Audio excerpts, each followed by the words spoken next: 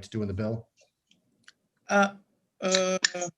I see, I just saw, I'm sorry, in my email that there was a long email sent by, I think, Ryan. Brad Ryan, he's on the call. Hello. Yes. Yes. Hey, how you doing? Good. Thank you. Sorry, I was having audio issues. You know, we just came on. You're fine.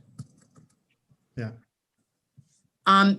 Mr. Chair, would it be fair to have Mr. Ryan walk through what he sent us? Sure. Thank you. So let me pull this up. I think the biggest issue that came up was the delayed mailings and how are we handling that? What we have found, we did a lot of digging into this, and when there are issues with delayed mailings, we waive it. You still need to pay the tolls, but any civil penalty that would be assessed, we waive that. But we are not seeing big issues with that. That being said, if you hear anything from your constituents or anyone else that has issues and get delayed mailings, please let us know, and we would be happy to help them out. The issue was brought up about the transition for our contract. And as I mentioned, there's a lot of integration issues that we're going through on this one, but we expect it to be done this year, that we'll go through and have our new contractors in place. Also brought up was other methods of communication, specifically email and text messaging. And this one gets tricky because Comar states that the only way we can send a notice of toll due or an NOTD is through the US mail, where the vehicle is registered with the MVA. We will definitely utilize email for Easy Pass customers, and once we transition to 3G, we will be able to use text messaging. But as far as the video toll customers that don't have Easy Pass, all we have to go by is a license plate number. So it's tough for us to get the email or a cell phone number for them. But Yes, Mr. ma'am. Byron, but we talked about this last time. I don't understand why you can't get that information if MVA is the holder of the license plates and thereby holder of the driver's license, thereby holder of the address of the individual. So I'm a little confused. So I'm hearing what you say is that we have to change Comar to say that you could also offer video tolling, the actual bill through text or email. Is that what I'm hearing you say? Comar says that the only place we can send a notice of toll due is through US mail with the address that they have on file with the MVA or an out-of-state MVA or DMV. Excuse me. Yes, ma'am.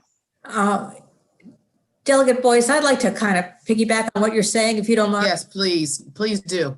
I was chair of AELR for a few years, and Comar gets changed all the time. It's up to the departments to submit new regulations or update them. It's not like that they were handed down from Mount Sinai. All you have to do is your agency needs to submit new regulations to allow you to do this. Are you in the process of doing that? So we are looking into if it can be done, and then what do you mean if it can be done? What other writing new regulations do you have to do? I think the issue is, and again, it's something we're looking into. Does the MVA have emails and cell phone numbers for these people? And that's something we're digging into as we speak to figure out, do we have the information?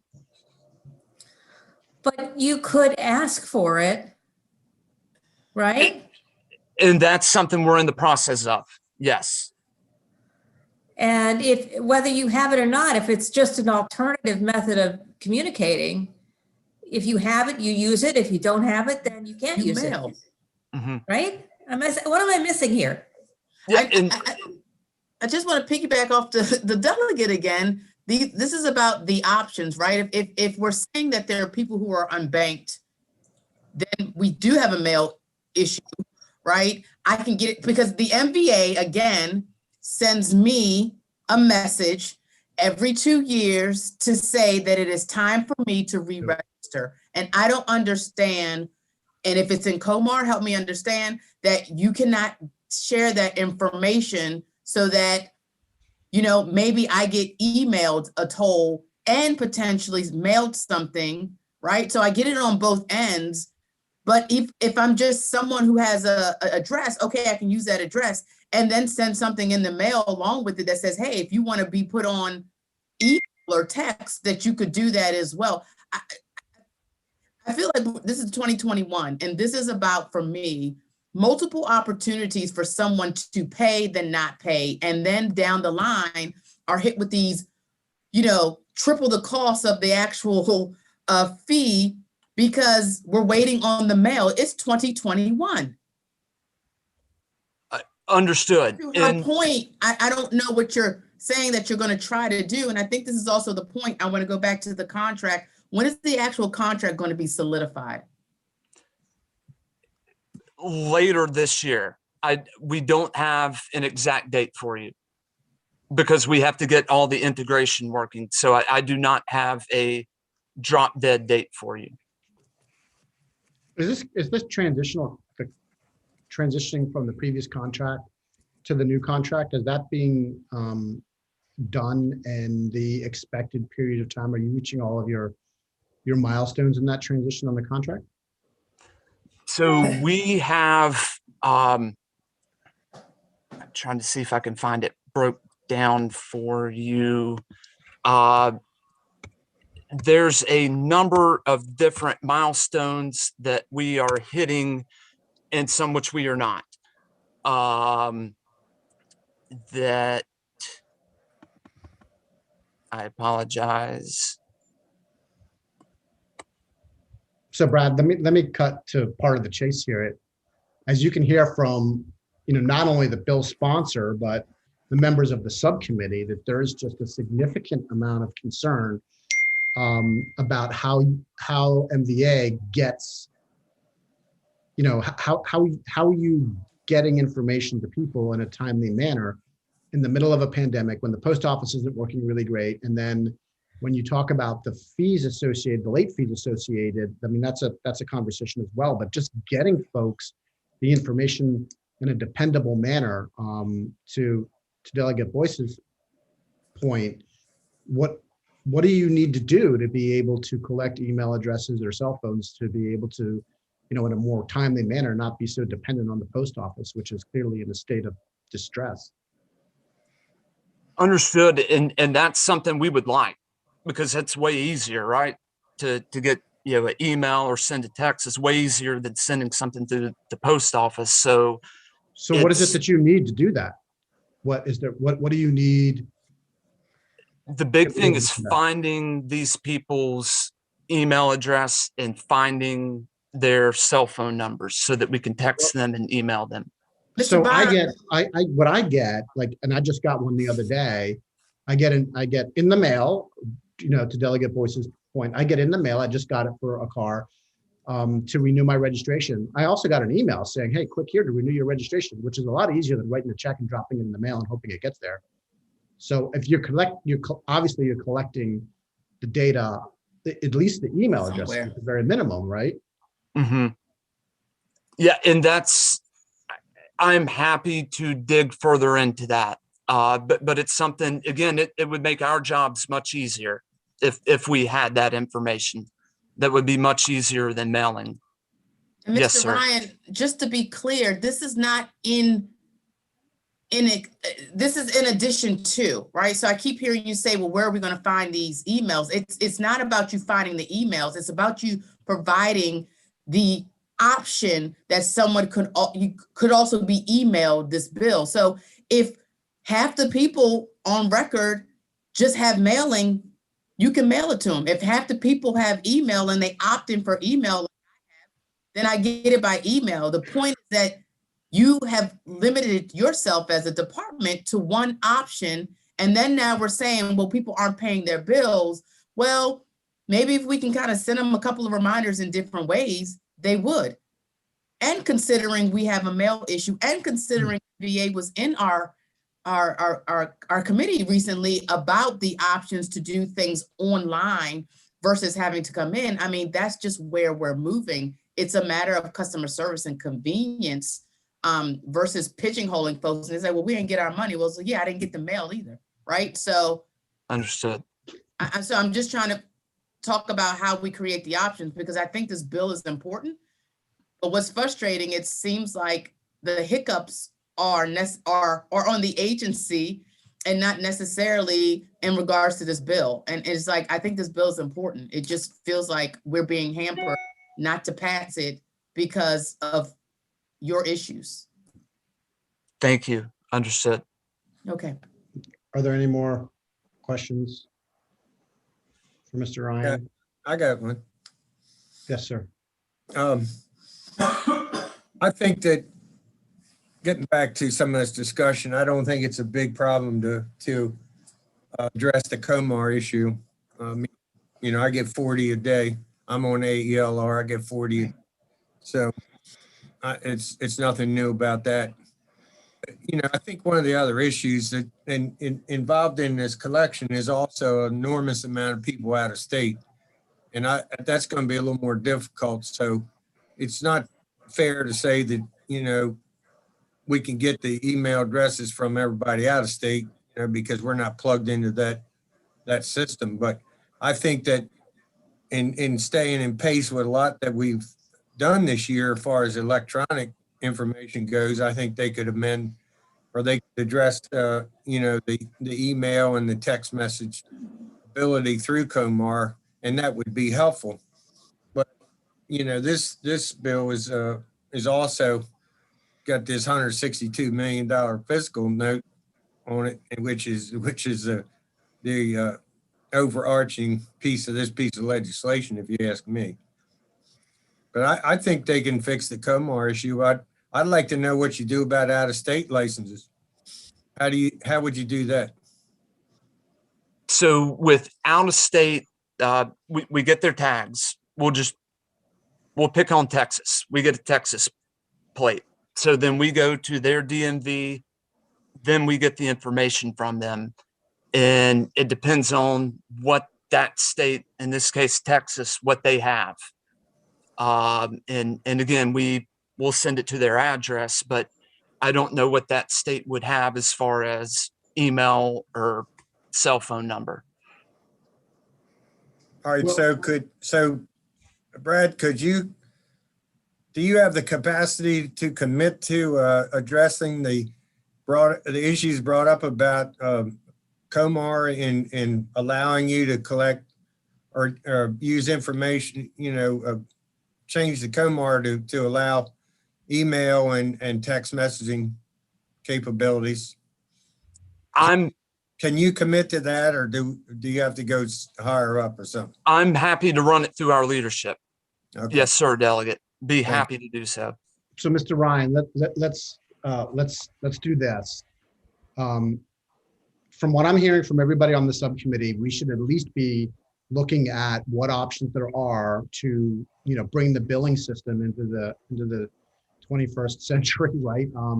And I think to several delegates' points, I mean, there's it might be more difficult to collect information from folks out of state, but at the very minimum, we should have a lot of this information from our folks inside the state. So if you could go back to your leadership, your higher ups, and get these questions answered, because it's, you know, these are continuing to be questions that are part of this bill in one way or another that aren't getting answered. And and I don't claim to understand how Comar works other than what Delegate Jacobs said. So can you get us an answer on that? I'm going to hold the bill for this until next week. Do you have enough time between now and next week to get the answers to these questions? I mean, what else is it going to take? I'm on it right now. Okay. As soon as we get done, I'll get on it. Yes, sir. Okay, are there any more questions? There is, I want to address ahead. the last part of his bill. I'm sorry, go ahead, Delegate. No, go ahead. Go ahead. The Regina. last part of his bill talks about the main point that I wanted to pull out about this bill and in general is the actual tolls versus the civil penalties. And I'm looking at this now, and it says they collect the majority of the tolls, the video tolls, but it's saying here from 2013 to 2021, it's obvious it doesn't look like they can break it out per year, but of the $427.2 million, 73.7 or 17% are tolls, and 353,000 or million, 353 million or 83% are in civil penalties. That is correct. Because that's a very small slice of the pie, because most of the people are paying their tolls. So this is just that small amount that are not. But right, but I want to make it the point is that even that amount compared to the tolls paid, to me, reflects that the penalties are higher, so much higher than the tolls.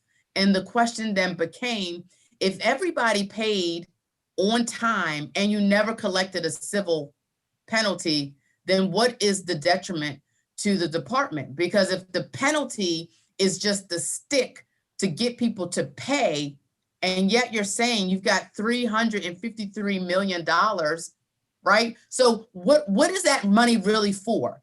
Is it the stick to move people, or are you really looking to make money off of people not paying a $3 and $4 debt and yet charge, quadruple the amount? I mean, that's the point I 10 really times. stick here to the importance of this bill. Understood. And if everybody paid on time, we would love it. We would Really? be happy to not give 1 penny in civil penalties if everyone paid on time.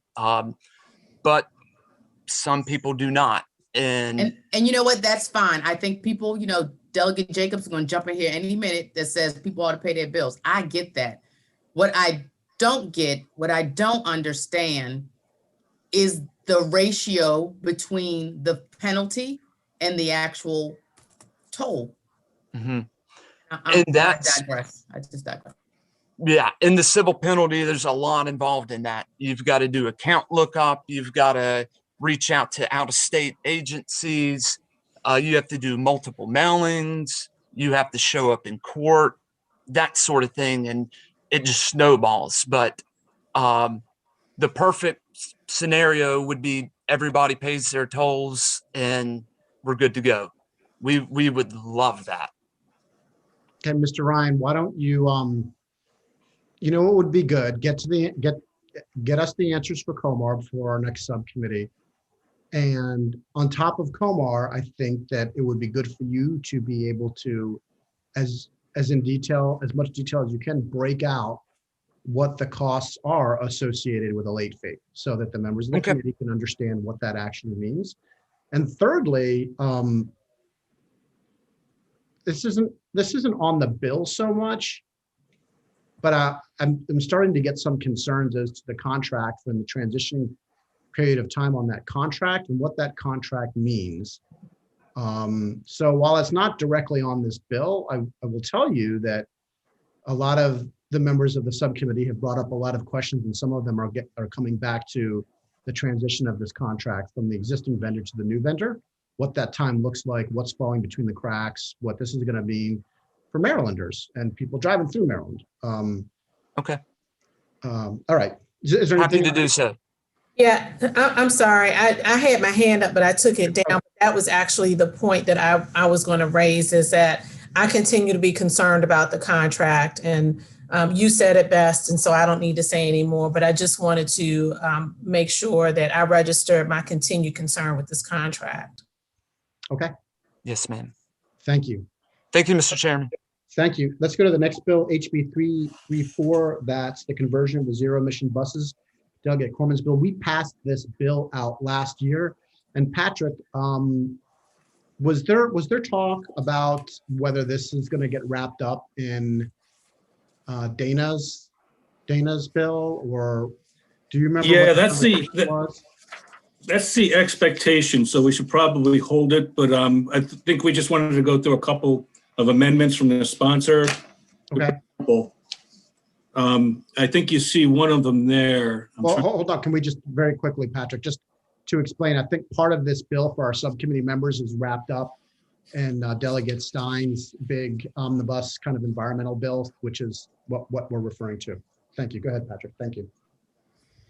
Yeah, and to refresh the committee's memory from last year, and this isn't exact, but this bill has a large fiscal note. It was 20 million last year, it's 24 this year. But a lot of that committee felt, because the executive branch is planning to do this at a slightly slower rate than this bill requires, a lot of that would have been done anyway. So we didn't look at the fiscal note quite the same way we might a normal $20 million fiscal note. But anyway, the sponsors' amendments are fairly simple. Here we have, in the amendments in subsection A, strike this language that cuts, in doing so, it cuts out the requirement to include electric paratransit buses, which don't exist. And then I think on the next page, Molly, if you can go there. This language cuts out hybrids. So limits it to purely electric, which is what apparently everyone's looking at anyway. Mm-hmm. I just want to put that in front of the subcommittee and let them see that.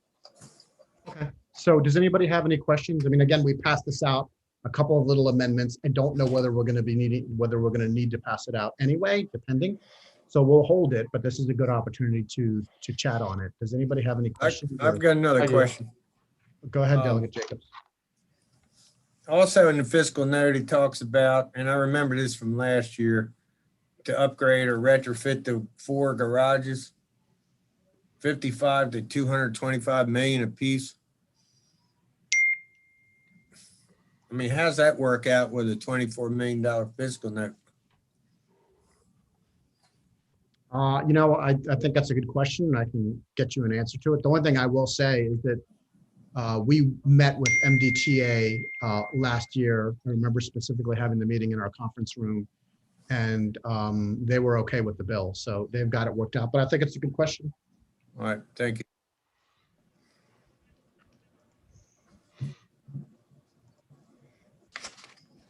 I have a question. Delegate Parrott. Hey, so my question is, it seems like the way it's written is kind of narrow, that you can only have like battery electric vehicles or plug-in hybrid, or forget hybrid, I guess, the plug-in type electric. But what about hydrogen fuel cell? And then there are going to be other, I think, things moving forward that would also be zero emission. Why wouldn't we just say zero emission instead of specifying this? It's a good question. Let me look at the bill language directly.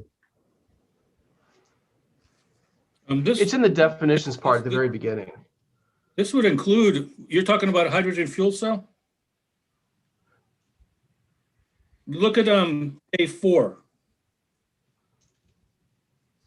Well, what about the ones that you actually fill it up with hydrogen and it comes out as water? There is no one. That's all there is. The So hydrogen fuel cell? Right now, the two competing technologies are battery. So all of them are electric, Delegate Parrott. The only difference is how you derive the power for the electricity that powers the motor that turns the electric motor. One of them is battery electrics, so batteries, and the other is going to be fuel cell or hydrogen. Fuel cell and hydrogen is the same. Okay. But both of them are considered electric. And as a matter of fact, in the zero emission vehicle mandate that we work so much on, both of them qualify because they're both electric. Buddha, Buddha, Buddha. And I guess don't they have natural gas buses right now?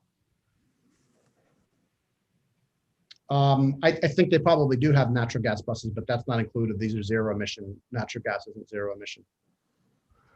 Right. So this would have a pretty aggressive schedule of getting rid of gas powered and natural gas powered and moving to only zero emissions. Right. And I just remind you that MDTA is perfectly fine with this bill. They are This is going in this MTA. direction anyway. Well, they're not paying for it. MDTA was the previous bill. I mean, they'd like all new buses. If I were them, I'd like it too. Well, I mean, the good thing about the all new buses is they don't pollute so much. So all the little kids that live, right next to those big,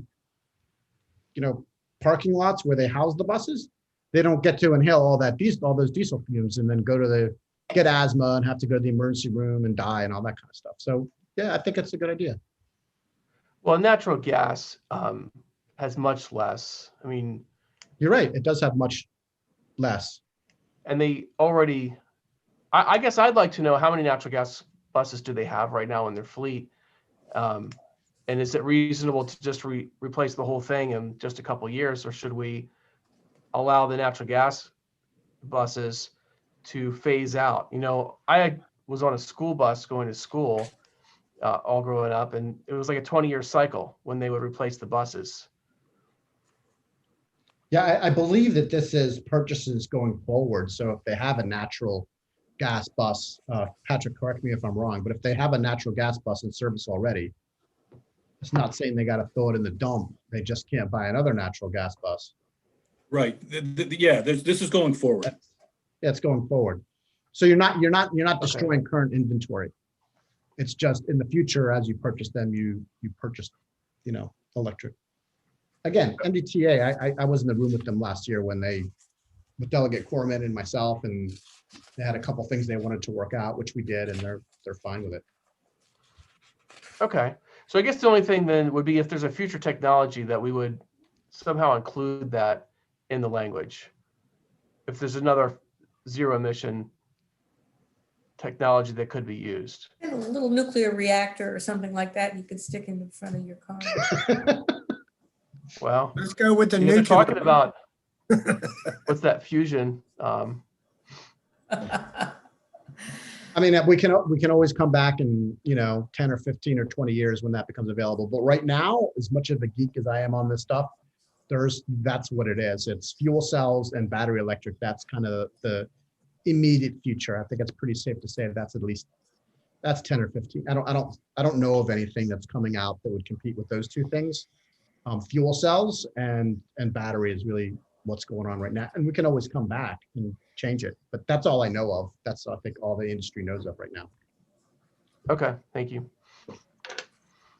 I would love it. I would love it if you could just, like have one of those things they had on the DeLorean, remember, where they just put some food in the top of it and the fusion reactor and the flux capacitor. Like, that was so cool. Just put some banana peels in. If they come up with that, I'll be the first to put in the bill. We'll combine it with composting. Yeah, we'll pass a lot of bills. Okay, so Patrick, what do you remember? I'm sorry, Delegate Boyce, I see your hand. Yeah, I have my other hand up too. I just don't think it's key. Okay. But I was gonna make a suggestion. If this is the same bill as last year, but this bill might be put into another bill, is it fair to say that we pass the bill with or move the bill, I should say, and with the caveat that we are passing the bill should it end up standing alone, and we're also passing a bill in case that this is then put into, I think you said Delegate Stein's bill. Yeah, let me check my notes, because I think that I was asked to work on the bill and then hold it because of the unknowns. But we did do that exact thing last week with another bill. So do you remember, Patrick or Brooke, what came out last night, whether we should just hold it? We did, if you're talking about what bill you did that with, you did it with Delegate Moon's bill. No, this bill too. Remember in leadership? What about it? In leadership, we talked last night about this particular bill being potentially folded in with Delegate Stein's omnibus environmental bill. So the question was to work on it. We worked on it. I think we're settled on it. We could amend the bill. We could vote to amend the bill as it is and then hold it, or we could vote it out. I don't remember last night if Kumar had a specific request. Brooke, I can't hear you. Sorry. All I remember is that we said is that Vice Chair Stein noted that we could find money for it out of, did he say Reggie? Like the clean it, we were just joking about funding sources. That's all I don't remember saying that we were going to fold it into it. Well, it's already drafted into his bill. Oh, it is? Oh, Yeah. okay. I missed that. Okay. Well, why don't we amend it and hold it and then vote it out next week if that's what we're supposed to do? I mean, if Okay, that's yeah, what makes sense. That's what I'm thinking as well. That way, all the work we've done today is done, and then next Yeah. week we don't have any conversation. It'll take us 3 seconds. Yeah, I think that makes sense. Okay, can anybody move on the amendments? So I move the amendments. Second. Okay, all those in favor of the bill as amended, I'm sorry, the amendments, please signify by saying aye. Aye. Any opposed? Any abstentions? Okay, let's hold the bill right as it is, and we will be all set for next week. Okay, the next bill is 562, Montgomery County speed limits, established Montgomery County delegation. This bill, as I recall, Patrick, we've passed this bill a couple of times over the years. Does that sound right? Not exactly sure if it was, I'm pretty sure not in the same posture. But this bill just authorizes Montgomery County to decrease maximum speed limit to not less than 15 miles an hour after performing the required engineering and traffic studies. We have a letter from the county, so we're good to go. Let me double check. I remember this. We did something similar last year. Is this a bill that's a retread? We've done similar bills of this off and on throughout the last 3 or 4 years. It's not surprising that it sounds familiar. Okay. I don't know if it's an exact retread though. I don't think it's exactly, but it's pretty close. Okay. It sounds very familiar to, well, who knows what year it was. We did a Calvert Here a County bill. few, last year. so. Okay, so the local bill? Yeah, it's a local bill. Okay, And move we have the favorable. letter already, so I don't see. Second. Okay, all those in favor signify by saying aye. Aye. Aye. Any opposed? I have a Any question, abstention? sorry. Is this anywhere else in the state that it can go to 15 except for in a school zone? Yeah, I'm looking at the bill here and it doesn't seem to show that. yeah, if I could. Yeah, go ahead. I'm sorry. Go ahead, Huey. Go ahead. This came up last time we had this discussion, and there are exceptions in certain areas where, based on the local traffic situations, it's already in law. Like one of my towns in my district had wanted to piggyback on this and get the same thing. And when they researched it, they found out they already had the authority because of their situation. So I know that it exists elsewhere in the law, but I just don't recall exactly where. If you look at paragraph 3, right above the new language, we did it last year for Calvert County. And it does still require an engineering, so. Any It more looks like it's just questions? Moore Road. in I'm sorry? Calvert County. Are you good, Delegate Parrott? Yeah, I'm going to vote against this one. You're gonna vote against it? Okay. Thank I think you're the only one voting against it, otherwise it's out. Okay.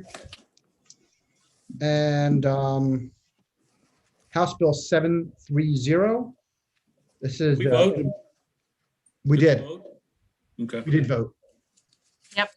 We voted. We did vote, Patrick. Everybody is in favor except for Delegate Parrott. Okay. Dr. No. Okay, our last bill of the evening is House Bill 730, driver's license, learner's permit. This is a cleanup bill. It's the administration's bill. I know it's listed as the speaker. Move favorable.